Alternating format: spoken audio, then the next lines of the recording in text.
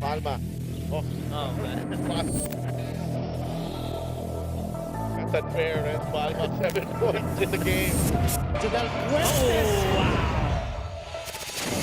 Delgado makes the stop and knocks it down. Malonia is open. 3-point. Oh my goodness! Isang jumper by Robin Celis. Caballero has time.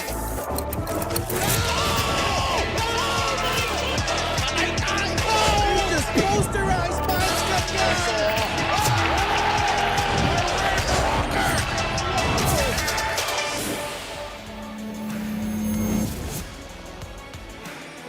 Last Thursday, we held the first ever play-in tournament of the Maharlika Pilipinas Basketball League. And today, we are here in the south in beautiful Pola Oriental, Mindoro to witness the Southern Division play-in tournament dito tayo sa Pola Gymnasium, hosted of course by our Mindoro Tamaraws. They will be seeing action later on against the Zamboanga Sikat. But for our first game, two missions take center stage. First of all, the Davao Occidental Tigers, they want to reignite their winning culture. Samantala sa kabilang panig naman, the Cebu Greats, they will try their best to give tribute to those affected by the devastating earthquake that bogged down the Cebu province days ago. At 6 o'clock p.m. later on, we have the Zamboanga Sikat going up against the Mindoro Tamaraws. At 4 o'clock, ito nga ang Davao Occidental Tigers going up against the Cebu Greats. Isang magandang hapon sa inyong lahat mga kaliga. This is Javi Palanya joined by Coach Mike Perez. Coach Mike, first of all, our thoughts and prayers go out to those affected sa Cebu, particularly in Bogo City. It was really a devastating earthquake.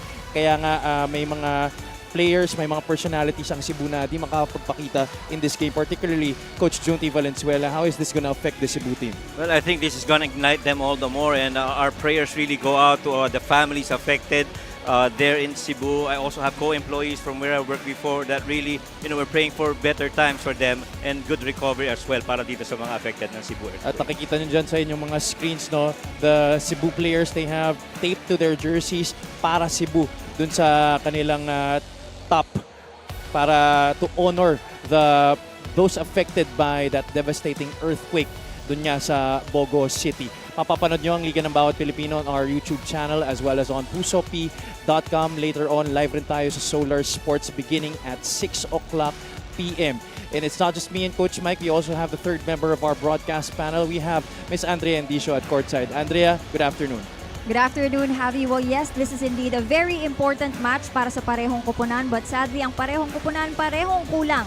Para nga dito sa Davao, we all know that they have been quite undermanned for the past games, playing with only 12 guys, but today, they only have 10 with Escocio and Alano out due to personal reasons. Para naman dito sa Cebu, hindi naman players kundi coaches ang wala na. Banggit nyo nga, si Coach Junti, their head coach, and of course their assistant coach, Coach Dondon, are both out for today's match. With the recent earthquake in Cebu, they had to attend to their families first. But with these challenges, how will these two teams cope up? Yan ang ibabahagi ko sa inyo maya-maya lamang. But for now, balik muna sa inyo. We're very excited to hear more from you later on as this game progresses. Andrea, maraming salamat.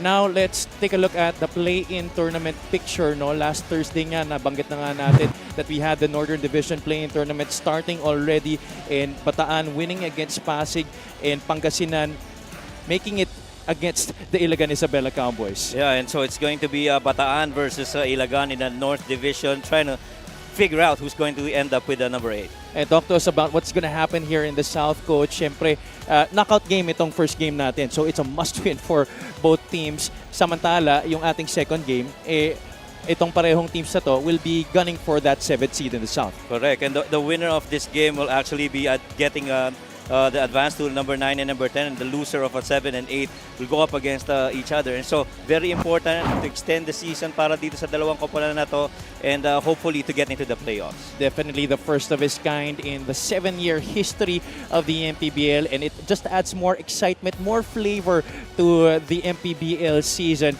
And a guy who's been giving a lot of excitement and flavor to the Davao Occidental Tigers offense is named Jeff Comia. Yeah, definitely. Jeff Comia had a despite the Davao having a roller coaster campaign during the regular season, isa sa mga positives sa team na has been very consistent na Jeff Comia has elevated his game through the season for the Tigers. 11.5 points per game, very good shooting percentage of 47.5. But I guess the question is, can Comia have another big game for this team to help them stay alive in the postseason? There will be definitely added responsibility on his shoulders and more pressure on himself as he tries to lead ika nga ng Davao Occidental itong fighting 10 nila dito sa laro na to against the Cebu Greats. Samantala sa kabilang panig naman, their lead point guard June Manzo also with added responsibility and pressure on himself in this game dahil nga wala rin si Mactalio. Oh, and one of the reasons really for Cebu's turnaround during the season and the half of the regular season was the addition of June Manso. He emerged as one of the Greats scoring leaders, 17 points per game on a 43.5 field goal shooting, and you like those 3 rebounds and almost close to 4 assists from a point guard who plays a lot all over the floor. Question now is, can the former UP guard flash his all-star form in today's game? Of course, in the hope of extending the season for the Greats. Just like what I mentioned earlier, these are two teams with important missions today. Which mission will succeed sa laro na to? It's Cebu versus Davao. Let's go to Miguel Perez.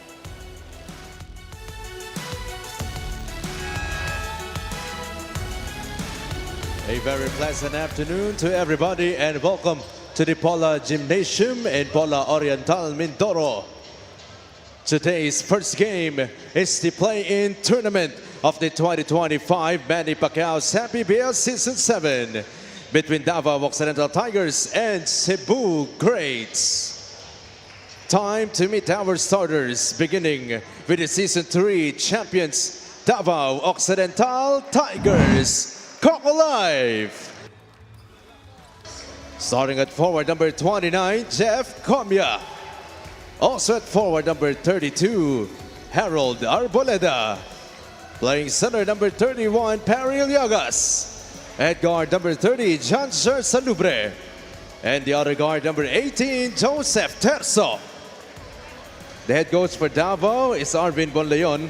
Assistant coaches, Ronald Magtulis, Pancho Alfonso, Nonoy Bonleon, Anthony Bradet Amboyagonoy, and Peter Santamaria. And before we proceed with Cebu's starting 5, may we request everyone to please rise as we offer a moment of silence to our kababayans affected by the recent tragedies in Cebu.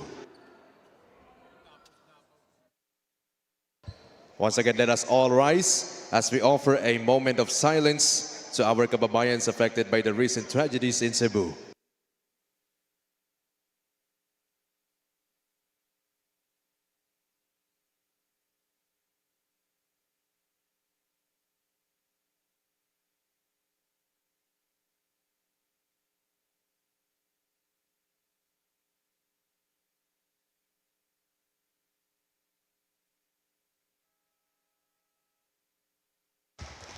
Thank you very much. You may now be seated.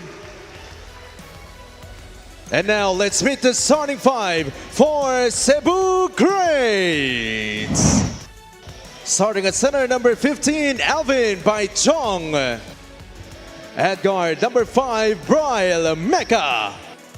Starting at forward, number 13, Mark Meneses. At guard, number 3, June Manzo. And the other forward, number 18, Paul Desiderio. The Cebu Greats will be led by Ron J. Enrile with Corby Concepcion and on the Nontiveros, team manager John Santos. Team representative is Samson Lato. Reference for small game are Michael Kinay. That's been our starters for this game between Davao and Cebu. Joseph Terso, Janser Salubre, Pari Llagas, Harold Arboleda, and Jeff Comia begin the game for the Tigers. For the Greats, it's June Manzo, Brian Mecca, Alvin Baichong, Mark Meneses, and team captain Paul Desiderio. Glad to have you with us here in Pola Oriental, Mindoro. Dito tayo sa Polo Gymnasium. Big thank you to Mayor Jennifer Ina Alegre Cruz for hosting us dito sa kanyang butihing probinsya. Happy pala niya joined by Coach Mike Perez and Miss Andrea Endicio. Once again, our thoughts and prayers go out to those affected by that devastating earthquake in Bogo City in Cebu and dun sa mga karatig na lugar, no? We wish everybody the best, especially to those affected, kay Coach Junti and his family, Coach Dondon as well, who's also there to help as Vice Mayor. And clearly, all the prayers that we, hope the blessings would return para dito sa to normalcy for our affected people from Cebu. First possession goes to Cebu.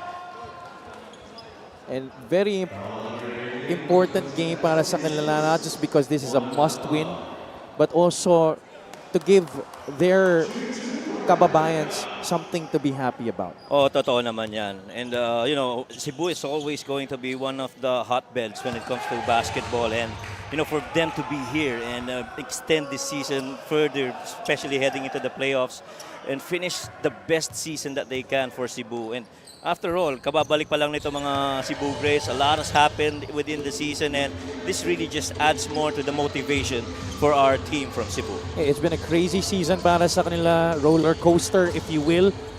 They compiled 7 straight losses at one point. The start was actually kind of strong para sa kanila, although they had just 3 wins against 4 losses dun sa kanilang first 7 games. So a lot of those games were actually close games. In fact, their first game against Caloocan, that was an upset that they had. That was their first win of the season right there in their opening matchup. Pero marami na nga nangyari, change of management, and right now these guys, they were actually already on a mission when new management stepped in, and that's why their moniker is such, the Cebu Greats, because they want to make Cebu great again. Oh, definitely. At saka kita mo naman yung turnaround mid of the season when, there were changes internally in the team, and really just guys having that different drive altogether para dito sa Greats. He has kicked right here all the way to Meneses. Meneses, this is one of the facets of his game which I feel he has really escalated and brought him another force to be on the floor para dito sa Greats. Oh, no doubt about it. Last year, didn't really have a lot of three-point shots made with the Pangasinan Heatwaves. But because of added playing time, added exposure, he has gained a lot of confidence in hitting those outside shots. Oh, absolutely. Take a look at what happened. Desiderio takes the shot and looks like a landing spot foul against Parillagas. Yes, you gotta allow the shooter a spot on the floor where he can safely land and untouched and all. You can't do that. So far, so good for the Greats to start this game. More than 2 minutes gone by in the opening frame. You just saw Jer Kinyahan and Dolan Adlawan as we thank LGR, the official outfitter of the MPBL. Davao yet to get on the board here. I like that message on the headband of Dolan Adlawan. We got this, Cebu. And definitely, kung pride at pride rin lang ang panag-iusapan, Cebu is never gonna be short of that. So that brings them all the more motivation heading into this very important game. Pride is also something that Davao is trying to salvage for in this game. No doubt, a doubt. Former MPBL champion, and now trying to keep their season alive with a win here today against Cebu. They're gonna have to do it severely undermanned. There's 10 players on board today for this game against the Greats. Comia finally gets the Tigers on the scoreboard. Comia, when they met on September 15, started the first quarter with 5 points and ended with a big 11 points in the fourth quarter to lead the team in almost every stat there was para sa Davao. And so they're gonna need that version of Jeff Comia to show up today if they want to extend this. Turnover for Cebu. The Tigers on the run. Terzo fumbling that basketball a little bit. The Tigers forced to set up in the half court. Terzo waits for Arboleda. Harold did not set the screen. Liagas will. Terzo hooks a pass to Pari. Liagas for 3.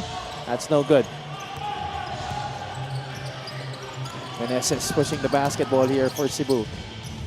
Desiderio assessing the defense. Gets it behind to Meneses. Paul wants it against Terzo. Desiderio makes his move. Turnaround jumper. Couldn't get the bounce. Mecca and Salubre fall down to the floor. Kay Comia ang basketball. Jeff Comia sidestep. Puts it up and in.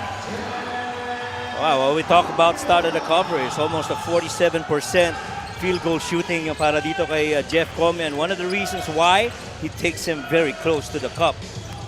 One of the best finishers here in the league. Ito si Jeff Comia, but Brian Mecca finishing there for the Greats, making it 8-4. Almost 4 minutes gone by in the first quarter. Brian Mecca is also another guard that can actually bring you, both ends of the floor, offense and defense. He's going to give you whatever the coach needs. And for him to be contributing, napakahalaga para dito sa Greats. Manso for 3. He loves those pull-up trifectas, but could not convert on that instance. Liagas. Backing down, itong si Alvin Baichong.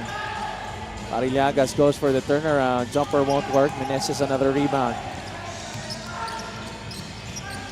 Desiderio attacks the baseline. Couple of fakes. Defense is right there for the Tigers. Push shot by Mark won't work.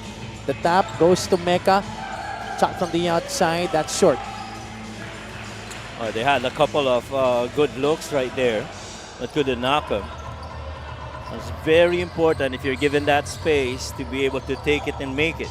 You could see here somewhat of a deliberate effort for the Tigers to really slow things down. Agree.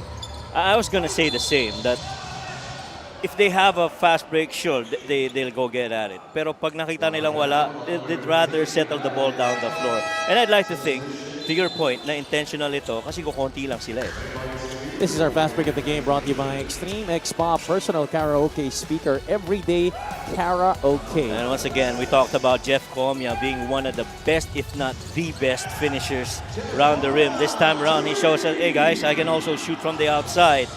And with Jeff Comia feeling a lot of confidence here to start the game, you know that the Davao Tigers are out to win this one. Jeff Comia, one of the leading scorers this season for the Davao Tigers. That's a miss from the outside, galing kay Paul. And the ball swings to the side of the Tigers.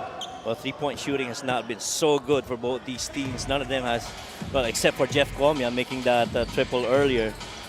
And that's so far, that's 1 out of 4 for the Davao Tigers as empty threes so far out of the attempts. 3 of them for the Cebu Greats. Oh, Comia missing a gimme there with a left hand. And that mismatch gets a smaller defender. Meneses brings it up para sa Cebu. Laki talaga naging maturity ng laro nito ni Mark Meneses. Back when he was playing for the Heat Waves, nice pass. Oh, Baichong also missing from point-blank range. I was going to say, Mark Meneses really improved from his time from the Heat Waves. He's really brought his game to the next level. Comia working the two-man game with Harold Arboleda, and he holds down ito si Brian Mecca. No, I think it's the other way around. Brian Mecca held up itong si Harold Arboleda. A foul against Mecca. Well, Mecca does not have the easiest job on the floor right now to try and guard itong si Jeff Comia. So far, he's got 7 points in this game. And he's been leading the scoring para dito sa Davao. Matter of fact, he has not missed from the field. Jer Kinyahan comes in along with Boom Boom Tampos para sa kupunan ni Coach Ronje Enrile, who takes over the reins in lieu of Coach Junti Valenzuela for this game against Davao. Tagala also coming in for the first time para naman sa Davao Occidental. Look at that stretch by Boom Boom Tampos. In the first game that they played against Caloocan, you alluded to this earlier, where they won. The guys didn't know how Cebu was going to perform, and second, they never knew anything about Boom Boom Tampos. But right after that win against Caloocan, everybody was raving about who is this Boom Tampos guy. Had a spectacular game and was named the best player of that matchup. Manzo able to sneak in a shot there. 12-7, Cebu ang lamang. If you're gonna put Tagala on June Manso, I think they're gonna try and milk that every time on the cross match. Escobedo sees an opening, kicks it out. Tagala again from the outside. A little bit too strong on the shot. Comia will try his luck. Jeff Comia, scintillating start para sa kanya. Wow. 2 out of 2 from 3. Jeff Comia. And he adds that to his bag in this game. It might be difficult to stop Jeff Comia. Kinyahan will try to get 3 back. That's no good. Successful stop for the Tigers. All 10 points of Davao Occidental belonging to one man alone, Jeff Comia. This is our 3-point shot of the game, brought to you by Extreme One-Stop Shop Appliances. Hard to believe that Jeff Comia, the leading scorer so far, has got the highest field goal percentage in this game. He's left that free, no? Walang depensa. You can't afford to have that. That's a guy shooting 35% from the outside this season. Comia, again, almost the same spot. This time it's no good. Noel Bonleon in the game for the Tigers. That ball will stay with the white shirts. First miss off a 3 para dito kay Jeff Comia. Base out of bounds here for the Davao Tigers. You gotta take that. Bonleon left that one short. Nauuna dito si Jun Manso. Comia is in front of him. No shot available. Desiderio, his backcourt buddy. Great separation against Escobedo. That is vintage Paul Desiderio. Indeed. Vintage Paul on a little pull-up going left side of the floor. But how about Jeff Comia playing defense against Jun Manso that time? We've been talking about him scoring. You also have to talk about the stops that he's, or the scores that he's been preventing na madali para dito sa grades. He's just been very active defending as well itong si Jeff Comia. Manzo goes inside, floater no good. I thought he had a free 3 guy in Liam Martel. But he sneaks behind Arboleda. Still no good on the outside shot. Yeah, see kahit na kanina may nakabagsak na Cebu Grace, hindi nila tinatakbo. They really are settling this to a half-court game. Escobedo behind the line. That's no good. Tampus pulls it down. Tampus makes a dangerous pass that was intercepted. Here comes Raymart Escobedo. Comia will attack. Hangs in the air off the glass and in Jeff Comia. My goodness. Oh my goodness, he's got 12 points in the game. And all the points of Davao have really come from him. There has been no other scorer yet in this game for the Tigers except for Jeff Comia. 12 points and 5 out of 7 shooting, including 3 rebounds. Martel, the drop step, a little up and under there against Harold Arboleda, and he will take 2 free throws. And so they'll be sending in other guys now for the Cebu Grace. Was probably to try and stop itong si Jeff Comia, but also to give rest to Jun Manso and Paul Desiderio. They played practically the whole quarter. Correct. Talking about Jun Manzo and Paul Desiderio. And papasok naman si Ice Hontiveros, pati si John Hamon para sa Cebu Greats. 53 seconds the time remaining here in the first quarter. Martel averaging almost 5 points per game this year. And he's second when it comes to rebounding para dito sa Cebu Greats. Yan ang halaga ng pagpasok nito ni Liam Martel. Of course, your number 1 rebounder would have to be Mark Menezes. He's close to 10 per game. But him being that other guy, securing the rebounds, closing out the defense with a defensive rebound, that's really helped a lot the Greats defensively. A miss galing kay Martel on the second free throw, but Bonleon had that ball stolen away by Bumbong Tampos and he commits a foul in the process. That's why the Greats will be keeping possession here after the timeout. 51 seconds remaining in the opening quarter.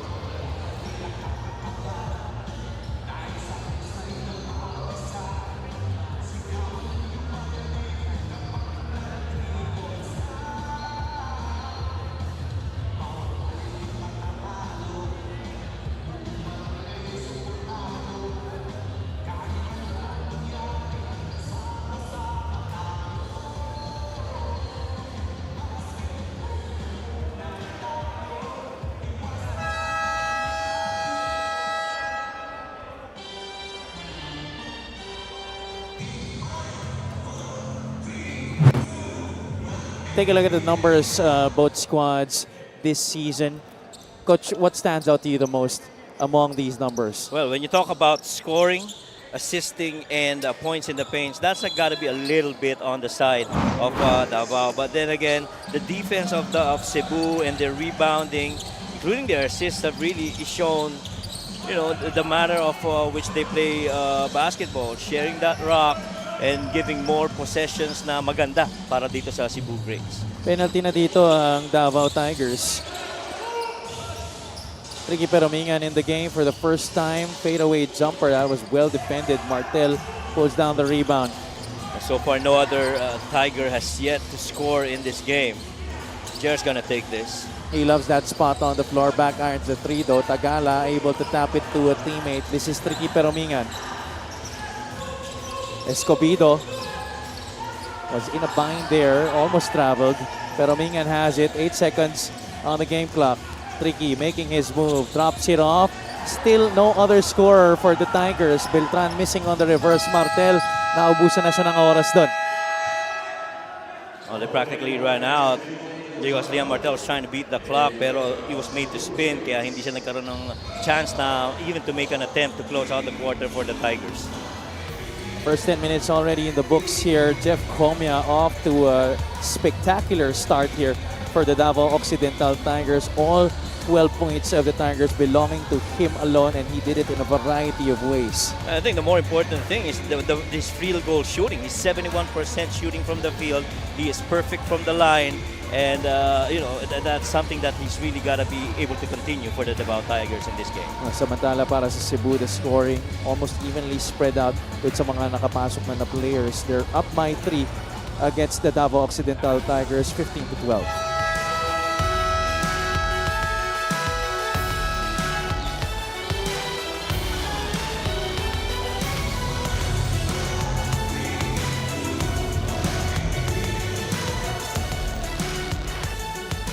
Nagbabalik ang MPBL.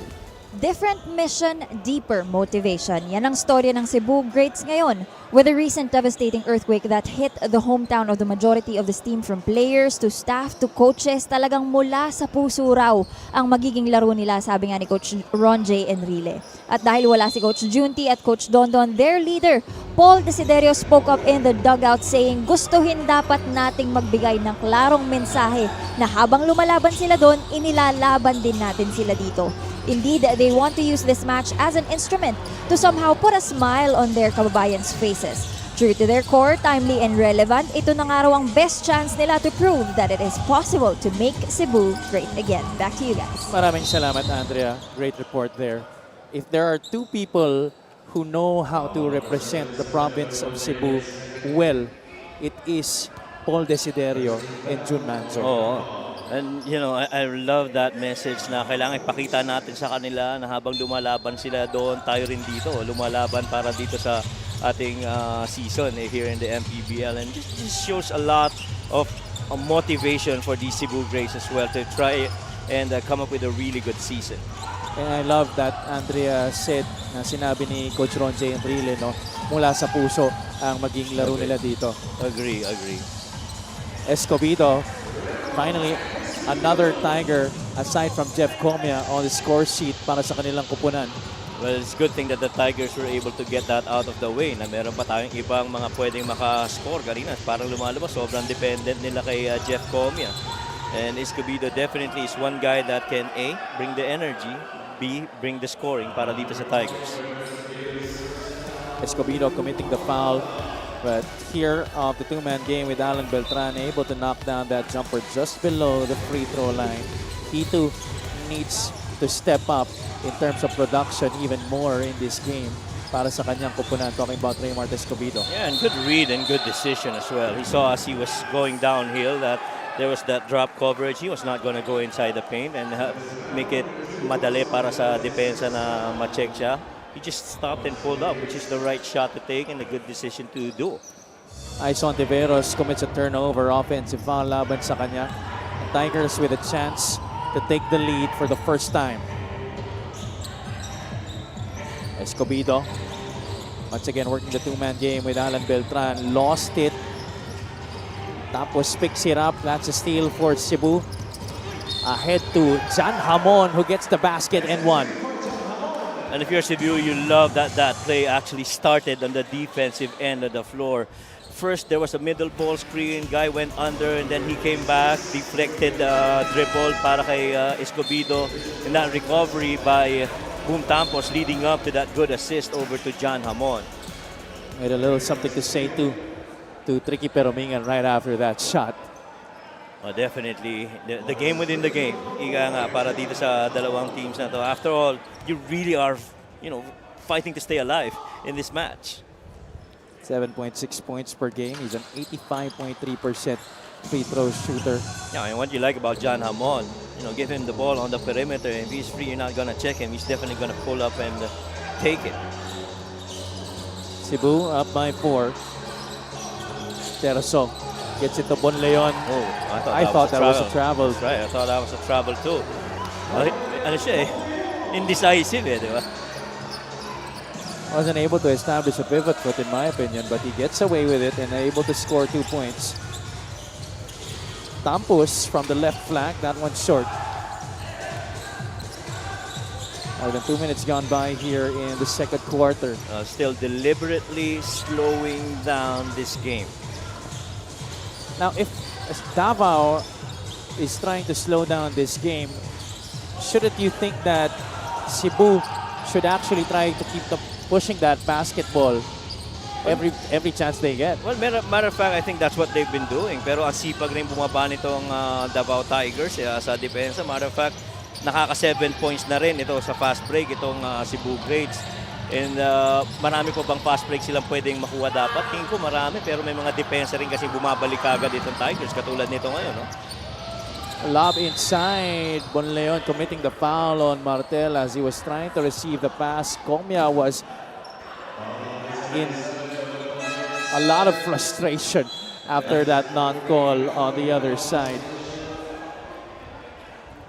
Yeah, that was I feel yung mga pagkakataon na nakikita mo talaga ang sipag bumaba sa depensa nitong Davao Tigers. For the most part, really you like seeing them on the offensive end where they do their transition plays and perimeter gaming. Pero the defense today, in my opinion, is iba pagdating sa transition para dito sa Tigers. Janser Salubre will be inserted into the game by Coach Arvin Bonleon. Yeah, in my opinion, the most consistent Davao Tiger this season so far, Janser Salubre. Well, let's see if he can make an impact dito sa laro na to. Again, a must-win para sa parehong kupunan if they want to keep their playoff hopes alive, if they want to extend their season. One thing that Jeff Comia, though, much as nagkaroon ng cross match doon pagdating sa rebound after that shot by John Amon, one thing that can happen is for him to commit these kind of fouls na kitang-kita. Tatawagan ka dyan. You really just gotta box out. And you have to understand, if you're Jeff Comia, you're leading this team right down in this game. This free throw of the game brought to you by Extreme Appliances, ang subok at kompletong appliance brand ng Pilipinas. And one thing also that Coach Arvin Bonleon hopes wouldn't happen in this game is for the Tigers to not be in the penalty this early in a quarter. Indeed. Because much as you're trying to slow the game down, tapos mape-penalty ka pa, mas nagiging favorable para dito sa Cebu Grades. It practically, lessens your threat defensively. Halos 3 minuto pa lang nakalipas dito sa ating pangalawang yugto. Magbabalik ang Maharlika Pilipinas Basketball League.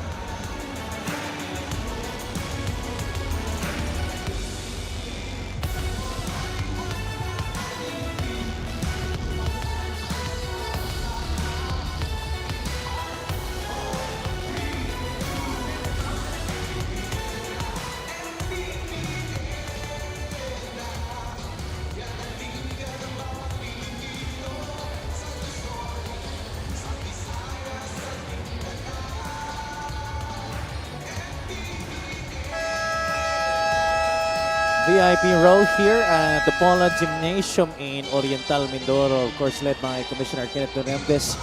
Beside him is Operations Head Emerson Oreta, as well as Security Chief Rudy Distrito. We're here once again at the Paula Gymnasium for the 3rd time this year. At mukhang habang tumatagal ang panahon, paganda ng paganda ang Paula Gym. Oh yes. This is actually just my 2nd time here, and I'm still impressed at the love for the game of basketball by the people of Paula. I mean, this very early.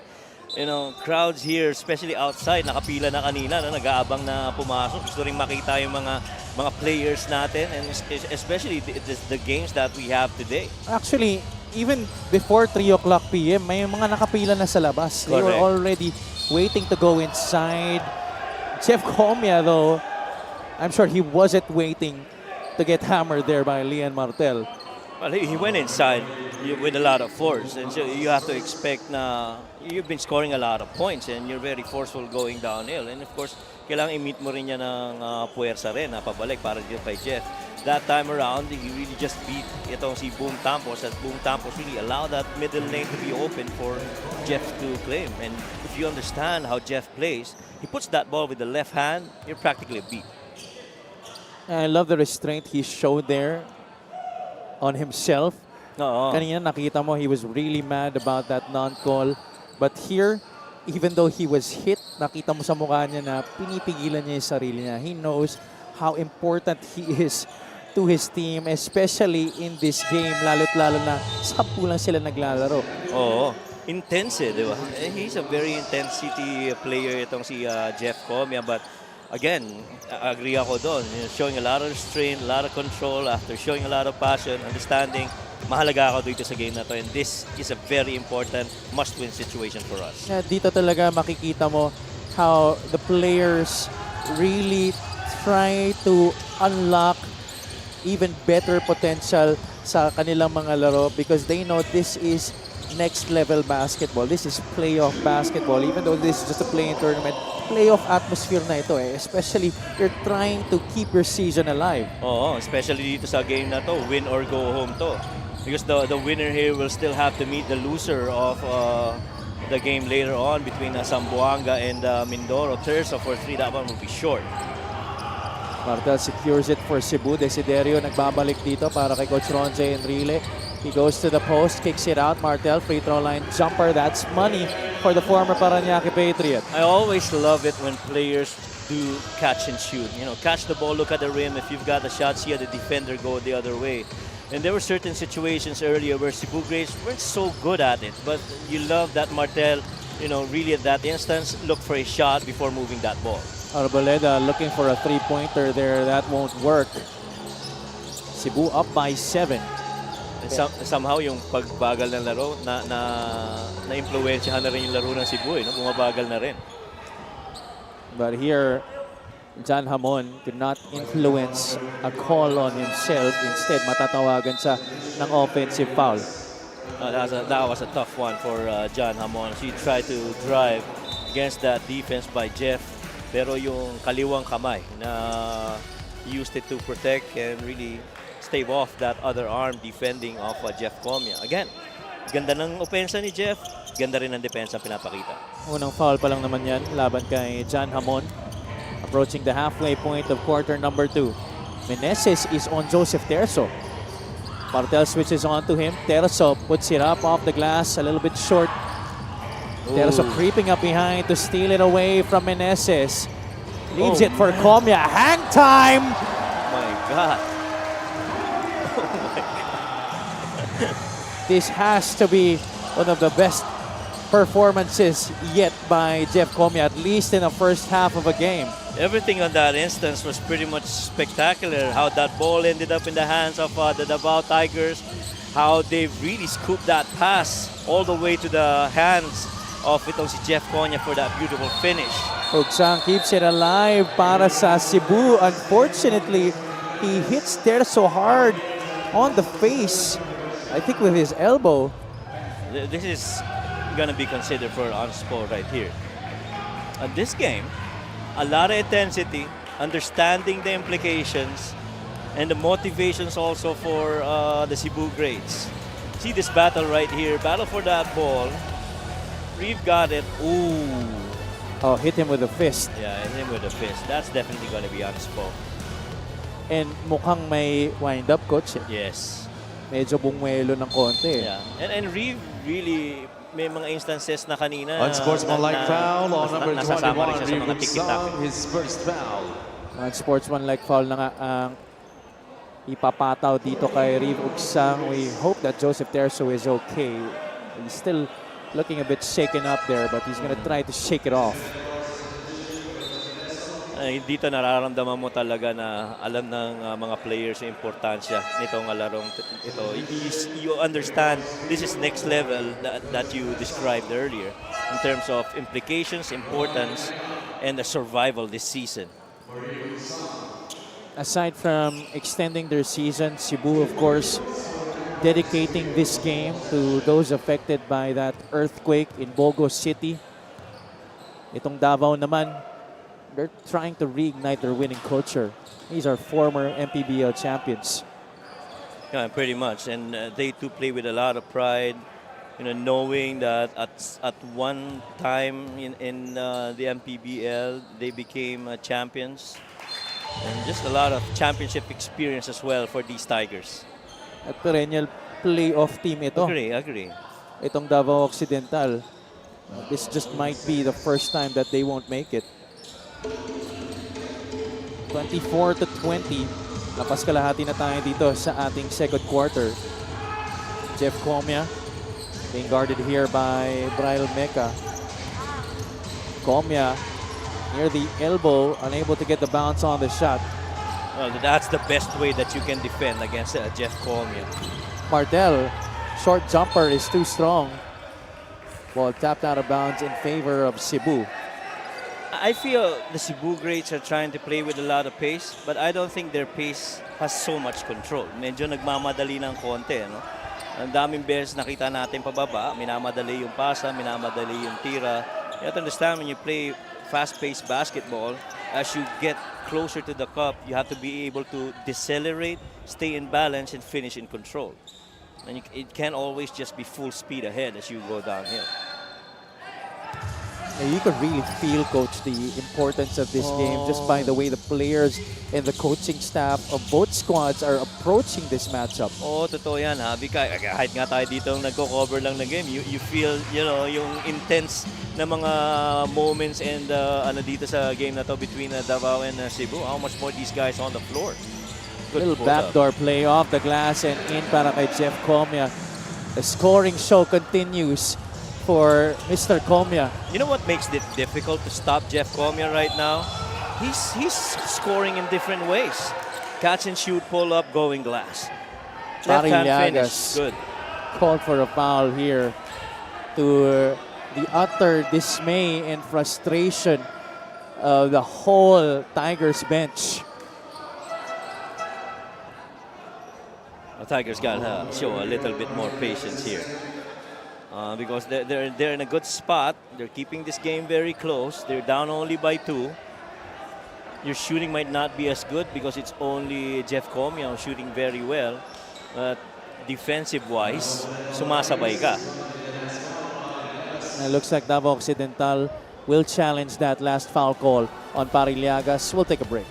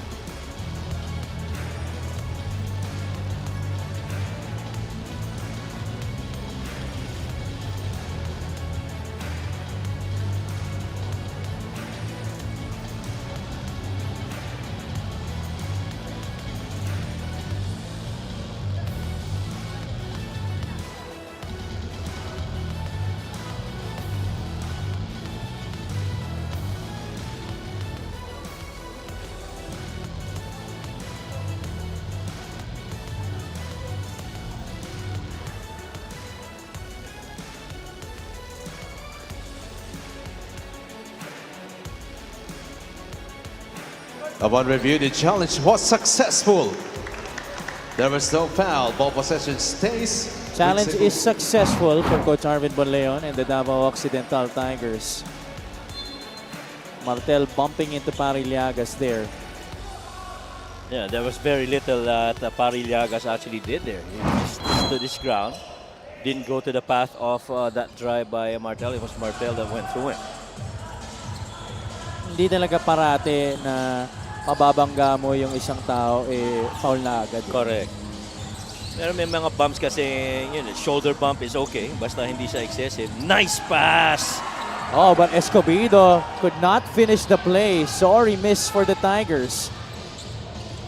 Sa kabilang panig tayo, Cebu making his move against Pariliagas and the former UE Red Warrior forcing the former UP Fighting Maroon into a traveling violation. And they scouted him really good there, si Paul Desiderio. They understood, he goes to the elbow, we close that side, he's gonna spin back on the lane side. And yun yung inaabangan nila. And since pinick up yung dribble, you know, he was trying to pass it actually, went up and down, he got called for that travel.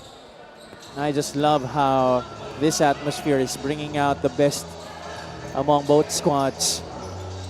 And you know what, Javi? The fans are getting a really good treat here in Paula Mindoro. No doubt about it. What a curtain raiser here in the Paula Gym for that matchup later against Mindoro, between Mindoro and Zamboanga. Turnover once again for Cebu. They're getting a little bit sloppy here.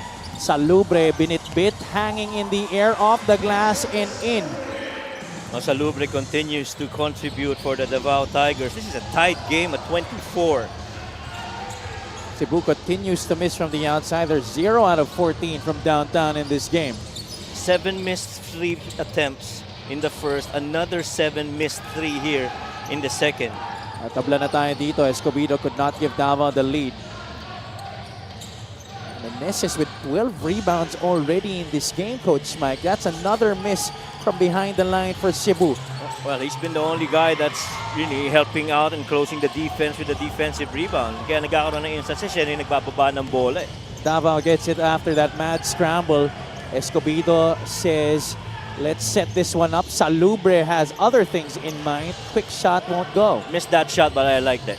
I like that he took that with a lot of confidence because that practically is a spot where he's really good at.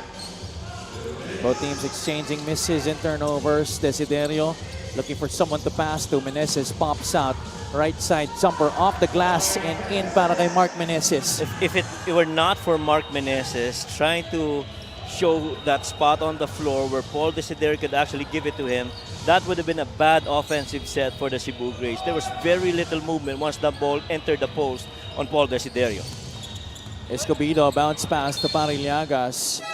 That's out of bounds in favor of Davao. The Tigers keep the basketball here, which gives both coaches the opportunity to insert new players on the floor. This is our fast pick of the game, brought to you by Extreme X-Play. On the go speaker, take your music anywhere. Well, he beat 2 guys right there. Downhill against Mark Meneses and elevated even before Paul Desiderio to, you know, lift off to try and defend. And that to me is so much value that you get out of a Janser Salubre. This time, Pariliagas will be taking 2 free throws for the Tigers. Many people might be actually forgetting how dominant Pariliagas was during his UAAP days, especially the last couple of years that he played for UE. Oh, naman. He's a forceful guy, a big man at the post, you know, a force to reckon with inside the paint. And I mean, let's face it, he plays with a lot of passion and intensity as well. Hindi mo basta mabibreak yan si Pariliagas eh. At saka halos lahat yata, ano yan eh, pinuntahan sa Binyagan eh, no? Pari siya ng lahat eh. However, hindi niya mapuntahan yung free throw shooting academy dahil mintis yung 2 free throws. That is right. Failing to give Davao a taste of a tie here with Cebu. Foul ulit laban sa Tigers, laban naman dito kay Tricky Peromingan, which puts another Cebu great on the free throw line. June Manzo will be awarded 2 charities. Well, actually, na-miss na mga free throws na ni Pariliagas. Medyo surprised ako because he's close to 80% per game. And so, you know, for him to miss that, maybe na part na ng pagod na rin. June Manzo has bound Cebu right there on his chest, averaging 17 points per game this season, the leading scorer for the Greats this year ever since he came in. And there's so much, you know, new things and facets for the game of Cebu that the entry of June Manzo has brought mid-season para dito sa Cebu Greats. 2-possession ball game, a minute and change remaining here in the first half. Magbabalik kami.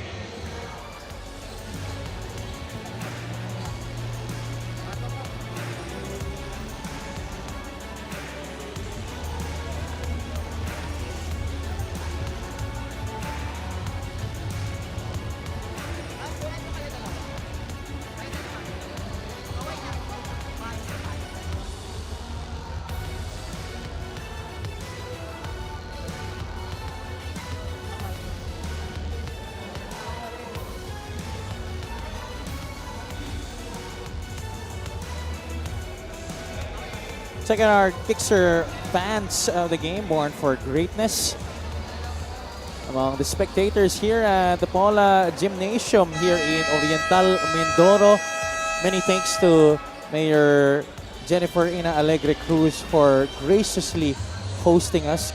Kahapon kami dumating dito and we were treated to some really good food, I have to say. Tsaka matindi rin yung naging opening number para sa atin nung pagdating natin eh. Oo, may mga welcome program pa eh, no? Showing us and showcasing the talents of the kids here and the youngsters here in Paula, Mindoro. Meron mga nagtinikling, tapos yung sunod dun, yun yung matindi eh. Fire dance eh. Oh, fire dance, ibang klase yun. Na naka-stilts pa, yung dalawa. Oo, may dalawang naka-stilts. Sabi nga ni Boss Rudy Distrito eh, ang dami nyo na palang big man, di na kayo na. May Twin Towers kayo. Tapos, couldn't convert on the layup. Escobedo able to get it for the Tigers. They have the numbers here. Comia swings it to the corner. Terzo, Mecca was able to challenge, but no problem para kay Joseph Terzo. But now, if we can catch a glimpse of the face of Jeff Comia once Harold Arboleda swung that ball over to him, you would see Jeff Comia smiling because he knew Terzo was right there in the corner for that three. One of his favorite guys from the corner to make those threes. Ilista mo na, sabi ni Jeff Comia kay Joseph Terzo. 27-28, isa na lang ang lamang dito ng Cebu.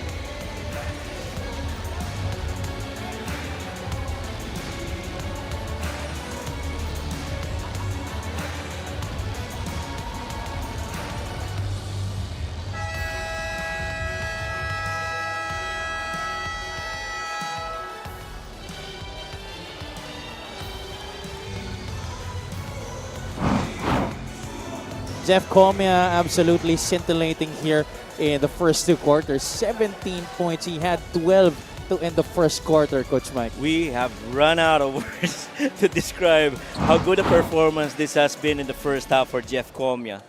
Defending, scoring, all the 12 points in the first quarter, that leaning left-hander shot, that catch-and-shoot banker on the right side of the floor. I mean, sobrang daming ginawa ito ni Jeff Comia. And what I'm most amazed about is the fact that he doesn't look like he's tired at all. Agree. And he seems to be having a lot of fun. And we saw the graphics right there. The three-point make difference, 3 of 17. Samantalang wala pa ring nai-score mula sa 3 points itong Cebu Greats.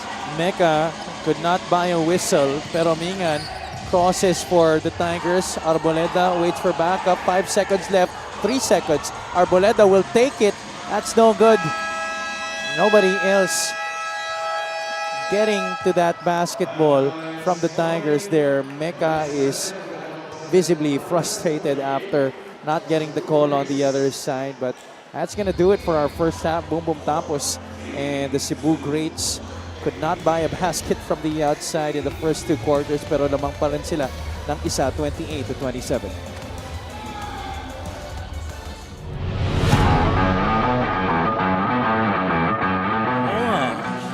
That's a good, Clear the runway, Mr. Gomez de Leano. Once again, this time with more power on a one-hand slam. Correct. I love the power though. I say we get one more from Joe. I say we get 2 more. Oh, that's right. Slamming it home with one hand. A lot of authority on that finish by Joe. Josh Tagala had to adjust his shot. He's got time. CJ Delfino. Oh, he backs it in! How about that for the Tasmanian Devil, CJ Delfino? And when you're given an opportunity to try and run down the clock, you definitely gotta do that. And CJ Delfino didn't waste any time. He knew that he had that space and a good loop for that made basket. Just beyond the half-court line and able to kiss it off the glass and in para kay CJ Delfino. Yeah, by Serrano. 5 seconds on the shot clock. David. 3 short rebound. Uduba. Balik kay Mendoza. Encho Serrano. Nakabuelo si Encho. Oh, he gets that one to drop. Plus the foul. This is what separates the average players to the really good ones. Shots like this one. Encho Serrano gets fouled there, loses his balance, the concentration, the English, the kiss off the glass, a big shot nonetheless. Comes away with the loose ball. Marquez is running. Marquez, what a finish from Dexter Marquez. Are you kidding me? The English. I don't know if it's English 101, 102, 104. Certainly. Advanced English. Yeah. Nakita mo kung paano umisprint. Biglang lumitaw na lang sa picture. Etong si Marquez. Ito ang Zamboanga in the Quezon. Mosqueda, nice pass! Oh my goodness! Tumingin pa si Chino sa akin. Pero kasi naman, parang wala na nangyayari sa opensiba na yon. And then, In the 2 minutes. This is just a 2-possession game. Bangkale draws Oh contact. my goodness. Plus the foul. Basket and one. Para kay Jeco Bangkale. He's playing the game of his life in this one. And if there are any doubters to what Diego Bangkale can actually provide the Mindoro Tamaraws, may those guys put that doubt into rest, as Diego Bangkale has really elevated his game here in the second half. Short Bangkale pushing. He gets by multiple white shirts behind the back to Bob Gamalinda. What a play by Jeco Bangkale. Oh my God, that Diego Bangkale show continues in the fourth quarter. Oh wow! Ilang nakaputi ang nadaanan niya doon, coach. And then that spectacular pass. My goodness, he fools everybody with that pass. kasi 1 to 5, 6 to 10, even that third unit could deal in some damage as Ives Sasson! And then a slam dunk to follow it up by William Big. Oh my goodness! See this drive right here. Lalim ng pagkakakuha ni Ives Sasson, pero look at the leaps and the hops. Oh my! Grabe. That leap was huge. It's almost assured a highlight. The guy's too athletic. Serrano wants to dance with Panganiban. That's a tough shot! Echo Serrano! Happy birthday! This has got to be one of the legendary performances here in the MPBL on your birthday. We talked about David Defonso having the skills to pay the bills. Enzo Serrano, the talent to pay the rent. And to me, that speaks highly of the kind of coach that Coach Pao Havelona has been. Oh, With William Bing with a whirling dervish. oh my goodness. Where did that even come from, Rin William Bing? Like a tornado flashing down the middle. Oh boy. Hindi kadalian, pero na kompleto. Ni Rin William Bing.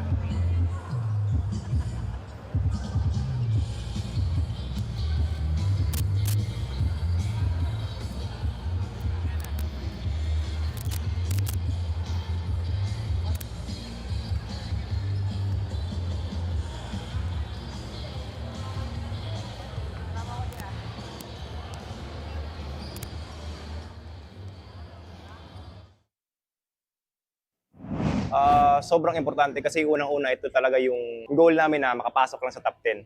And yun nga, nabigyan kami ng tsansa, hindi na namin to papakawalan. Lalong-lalo na may trahedya na sa Cebu.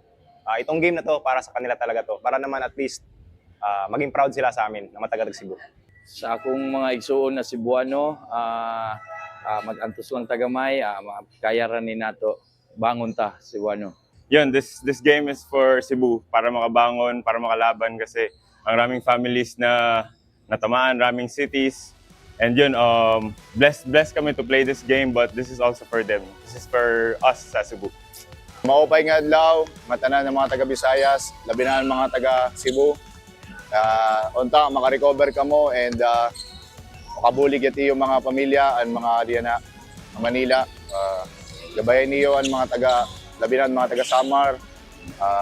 Pagampugad ka mo ng pangadi. God bless you. Malungkot po na pangyayari po yung nangyayari sa atin. Yung nagkaroon ng lindol sa mga kababayan natin dyan sa Cebu. Pero alam naman natin, Pilipino tayo. Kayang-kaya natin yan kung ano man yung mga darating na pagsubok. Sakuna, kayang-kaya natin basta tayo sama-sama at magdasal lang. Kaya po, sa lahat ng mga taga-Cebuano, kayang-kaya po natin, makakabawi po tayo.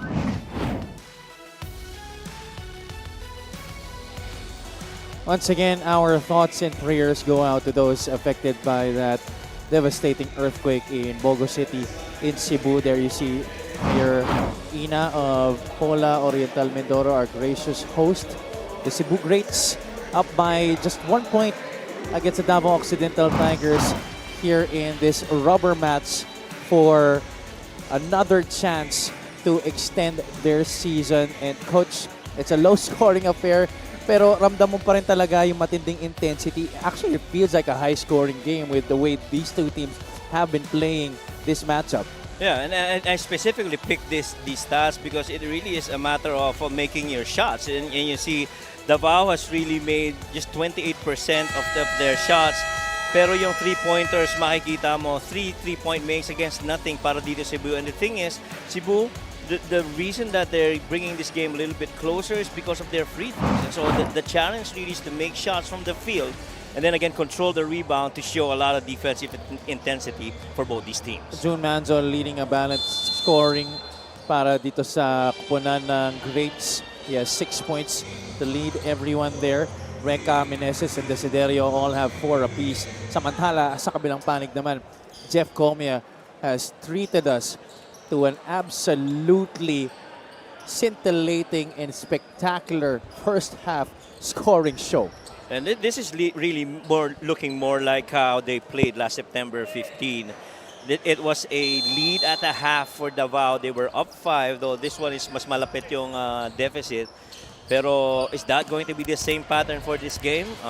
We're going to figure out later as we go through more quarters in this match. The Tigers won that regular season affair against the Greats. Actually, just a few days ago. That was September 15. A few weeks ago, rather. On the opening possession, though, here in the third quarter, I'm sure Coach Ronce is really not happy about that. Leon Martel committing an offensive foul as he was trying to hand it off to a teammate. Martel is joined by Manzo, Tampus, Quinyahan, and Desiderio on the floor here in the second half.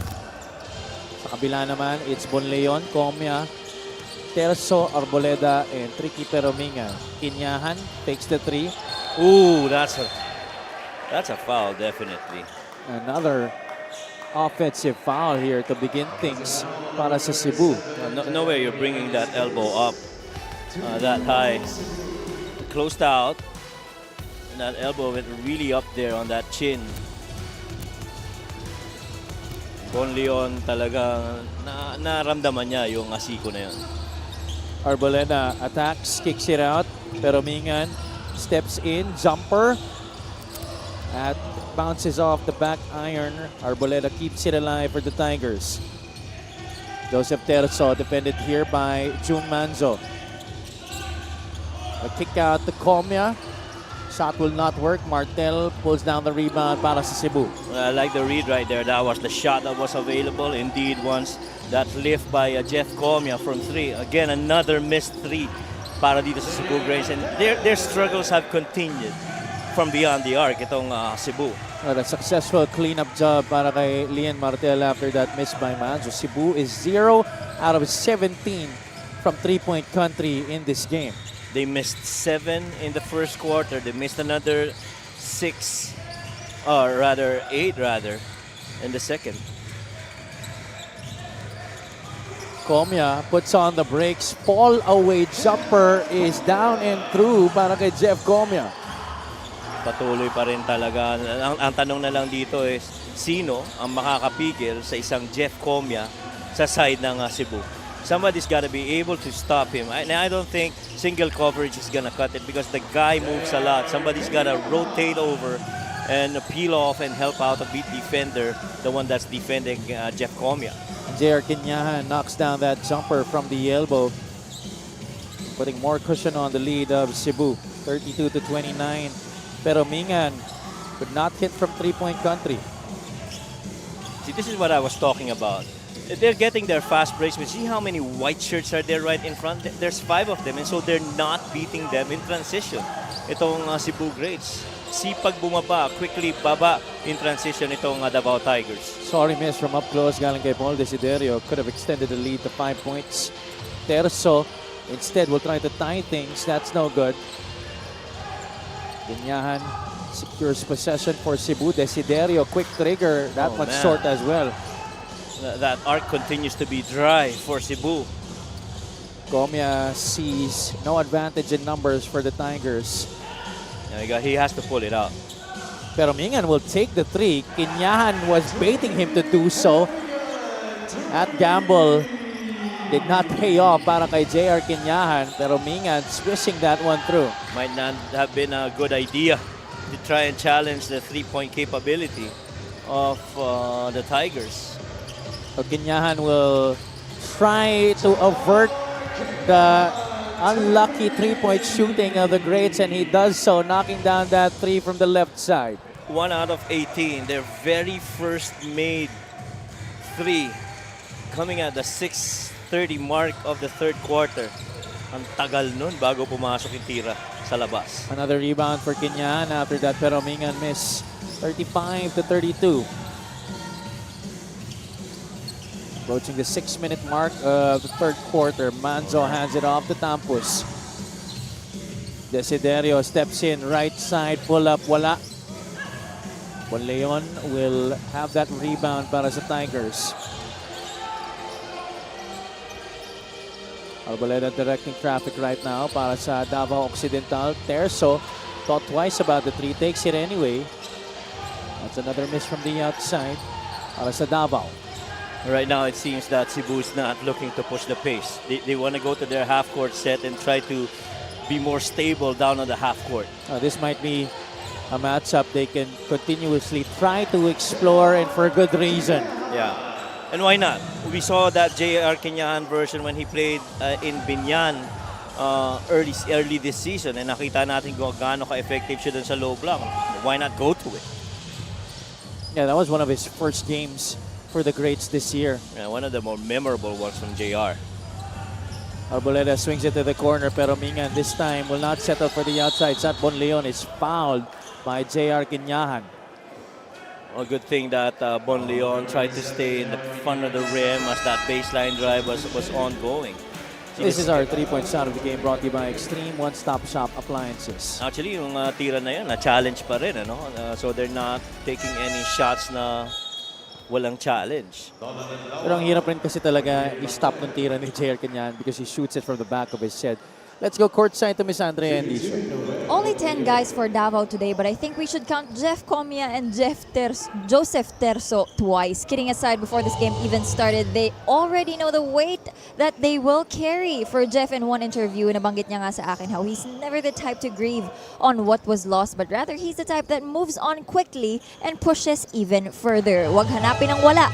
Focus ka sa kung anong meron ka. For Joseph naman, aminado siyang he was never really comfortable of the role na maging scorer. Mas sanay daw siyang gumagawa for his teammates. Hindi nila maitanggi yung added pressure, especially when the coaches talk to them both personally. But then again, we all know if a situation is making you uncomfortable, you are being pushed to grow. Back to you guys. Tama ka dyan, Andrea. Maraming salamat. And these two guys are really trying to take their game to the next level para sa Tigers, especially in this matchup against Cebu where they're trying to extend their season.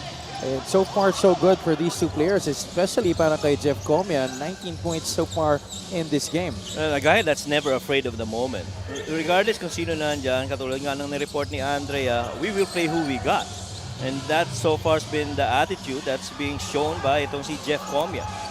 Catch and shoot opportunity will not work para kay Teres. So the lob by Desiderio to Tampos. Binabaan niya muna but still gets the 2 points there.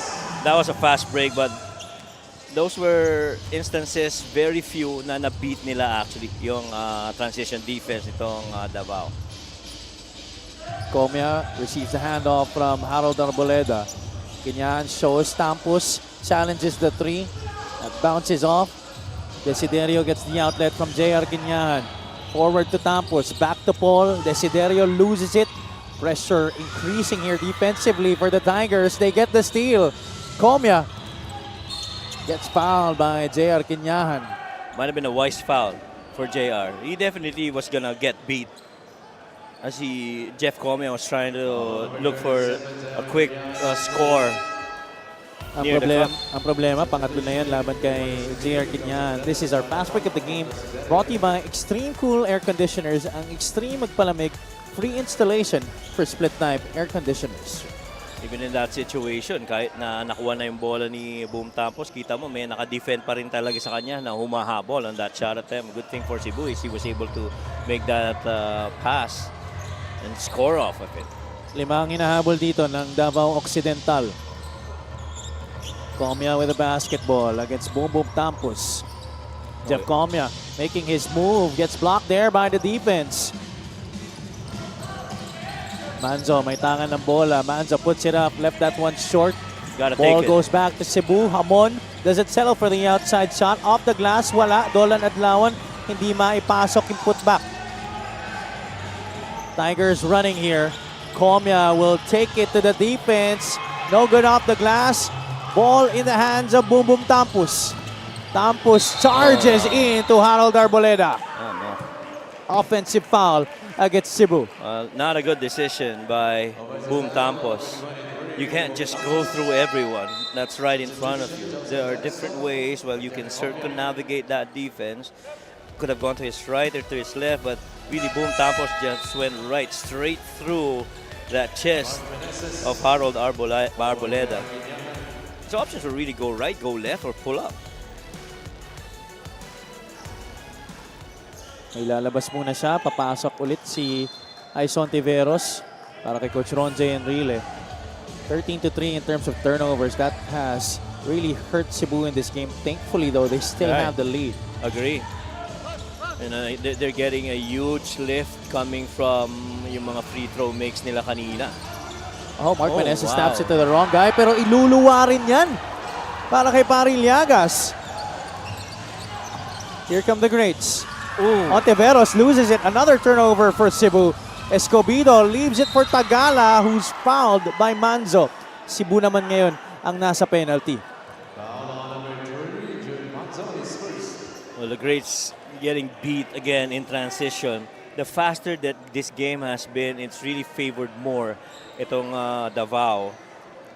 Well, pareho lang yung fast break points nila, 9 apiece.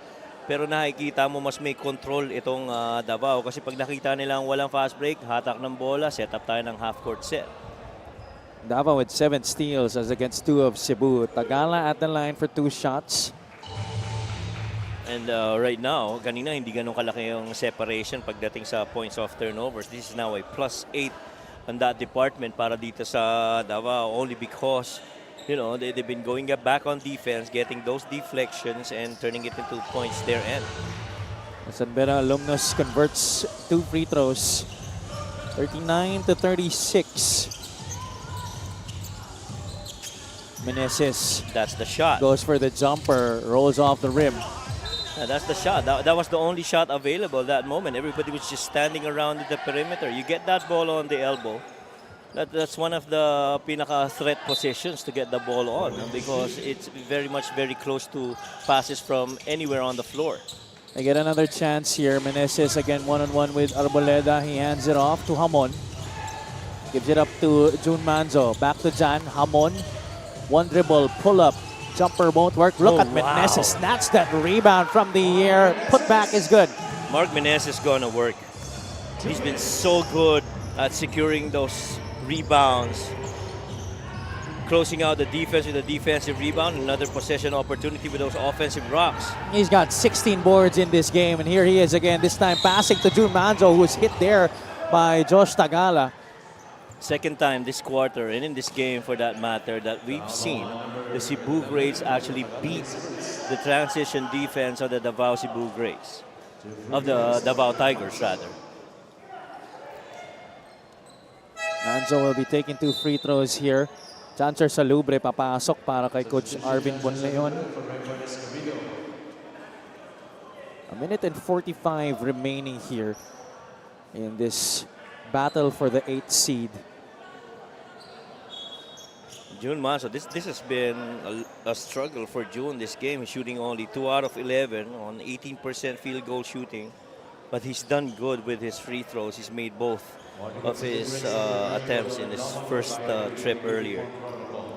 If you guys just tuned in and if you're still not familiar with the play-in situation, ganito pong mangyayari, no? Davao and Cebu are going up against each other in this game. Pero una muna dyan, let's take LGR, the official outfitter of the MPBL. And then they will face the loser of the game between Zamboanga and Mindoro. And that game will determine who will take the 8th seed in the Southern Division. We already had the play-in tournament started for the North last Thursday with Bataan winning against Pasig City to extend their season. Sila yung 9 and 10 seeds. Tapos ang Pangasinan, they were able to get a squeaker over the Ilagan Isabela Cowboys. So Ilagan will be facing Bataan in that matchup for the 8th seed in the Northern Division.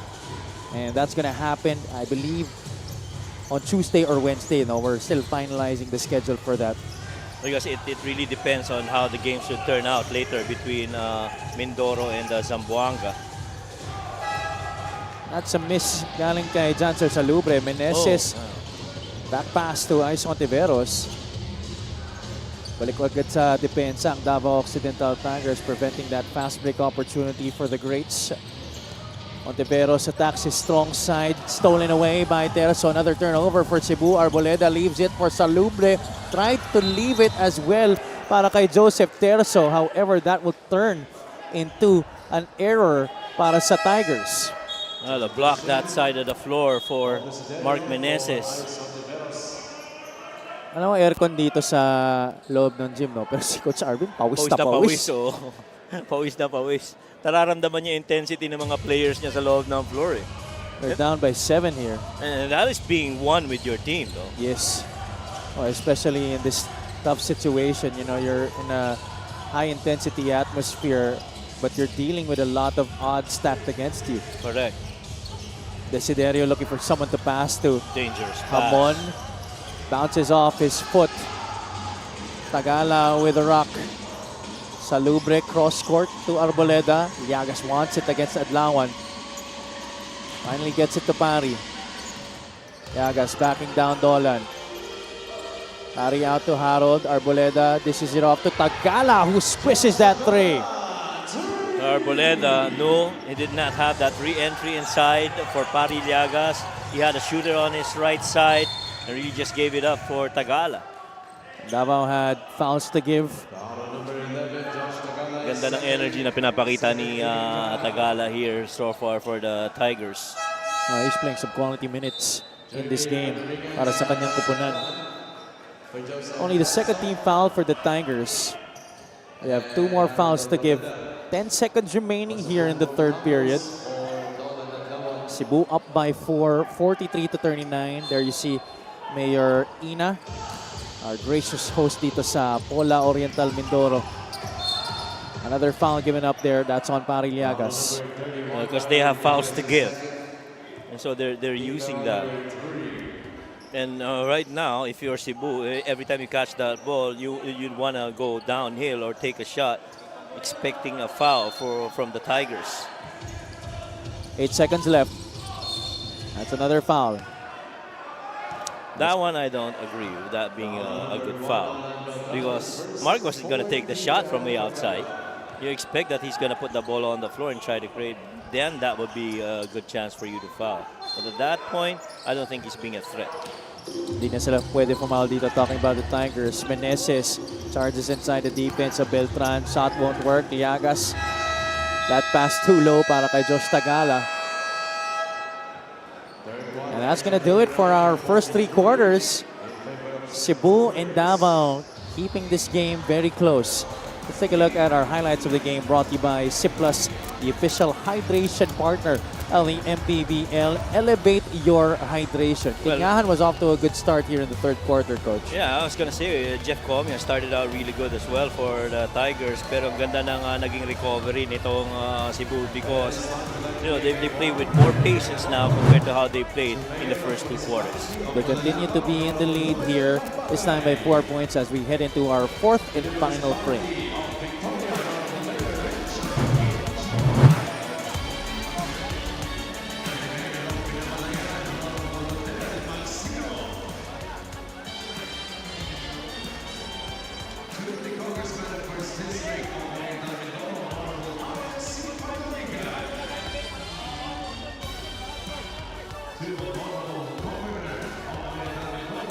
Let's meet our fan of the game, brought to you by LGR, the official outfitter of the MPBL.